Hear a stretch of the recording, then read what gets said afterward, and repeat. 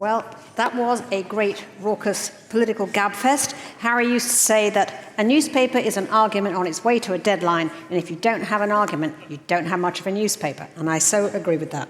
I can feel his opinion pages on fire tonight. And now I want to offer up just some closing magic to our great day. Yesterday, the BBC announced that this autumn they'll start shooting a 6-part drama series about Harry and the great investigations of the Insight team.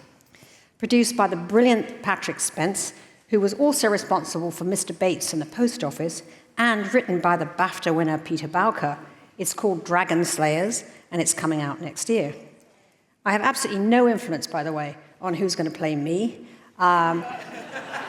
In the time frame of the show, I'm in my 20s, and at that point, Private Eye was calling me a buxom hackette, okay? It's a compliment that hasn't aged well, I have to say. And Dragon Slayers will star the extraordinarily versatile and hotter than hot Matthew Rhys, who I'm sure many of you will remember from the long-running hit show The Americans and Netflix's recent bestseller, The Beast in Me. But the real magic is that Matthew Rhys is here tonight, and he flew in this morning from New York, specially to give us our finale. Matthew is going to read one of my favorite passages from Harry's memoir, My Paper Chase, True Stories of Vanished Times. Welcome, Matthew Rhys. Harry. Come on. Here I am.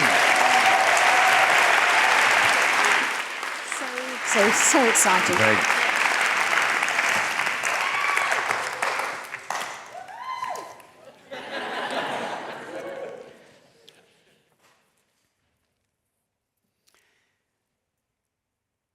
The most exciting sound in the world for me as a boy was the slow whoosh whoosh of the big steam engine leaving for Rhyl Beach in North Wales.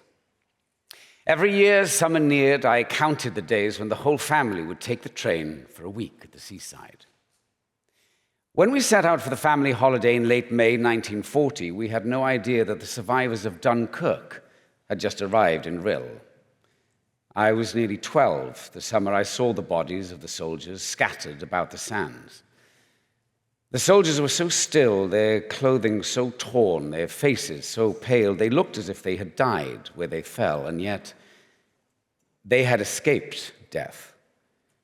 Unlike the thousands of their comrades left on battlegrounds in northern France and thousands more on their way to years in German internment camps, the men I saw were the lucky ones. To my frustration, when my dad saw these sprawling clumps of men, he walked along to find out who they were, and I can see him now squatting among them, offering a cigarette here and there, and I was always embarrassed by Dad's readiness to strike up conversations with strangers, but Dad moved among the groups of soldiers most of the morning, and I tagged along. Only 2 years later, when my ambitions to be a newspaper reporter flowered, did I understand that Dad was doing what a good reporter would do, asking questions, listening. We'd been encouraged to celebrate Dunkirk as some kind of victory. A Daily Mirror front page I'd seen pinned up in our boarding house had the headline, "Bloody Marvelous." How was it then Dad found nothing marvelous, only dejection as he moved among the men? The discordance between the waterfront and the front pages was bewildering. The first vague stirring of doubt about my untutored trust in newspapers. What if you couldn't trust a newspaper to tell the truth and nothing but the truth? Which institution was more trustworthy, state or press?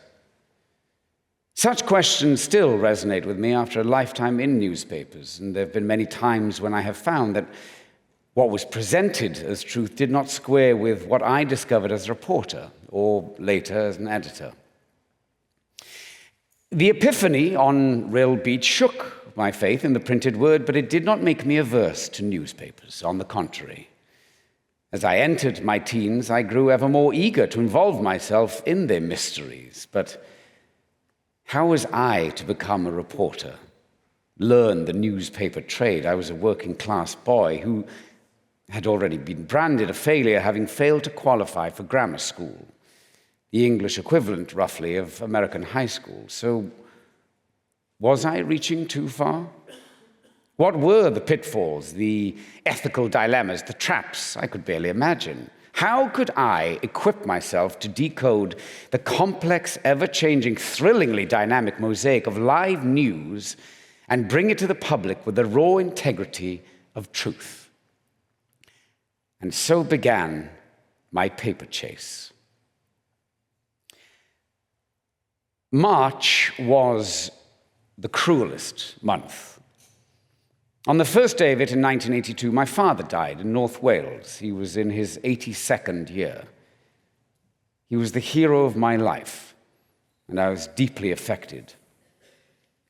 The day after his death, Rupert Murdoch, owner of the Sunday Times, where I was editor, wrote me a note of condolence, saying, "A good father and son relationship is one of the best experiences in life.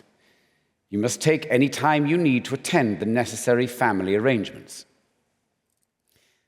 24 hours after my return from the funeral, he summoned me to his office and fired me. "I want your resignation today," he said. My first thought was to refuse. A fight now to protect the Sunday Times was surely the last campaign I should undertake. I thought back to all the ways our great paper had battled government secrecy, intransigent courts, venal corporate overlords. What it took for the Inside Investigative team to unmask Kim Philby as the most successful Soviet spy of the century. You must stop your inquiries. There is a most monstrous danger here. And the ominous tip that it goes to the highest in the land. Despite being warned, we broke open a closed world whose stock in trade is deceit. We not only revealed that Philby was head of MI6's anti-Soviet section, but was Moscow's highest-placed mole and responsible for the death of hundreds of Western agents. We also famously proved that the British security services protected themselves by covering it up. That investigation took 8 months. The next campaign took 10 years. In the UK, more than 450 babies were born seriously deformed as a result of their mothers taking the morning sickness drug thalidomide during pregnancy. Some were born without arms, some without legs, some were limbless trunks. But there was one common feature. They were all in little camps pitched on the outskirts of society. The drug was sold by Distillers Biochemicals, which also happened to be the largest advertiser in my newspaper. After British courts blocked me from publishing our investigation because of ongoing litigation, I took my case to the European Court of Human Rights and prevailed.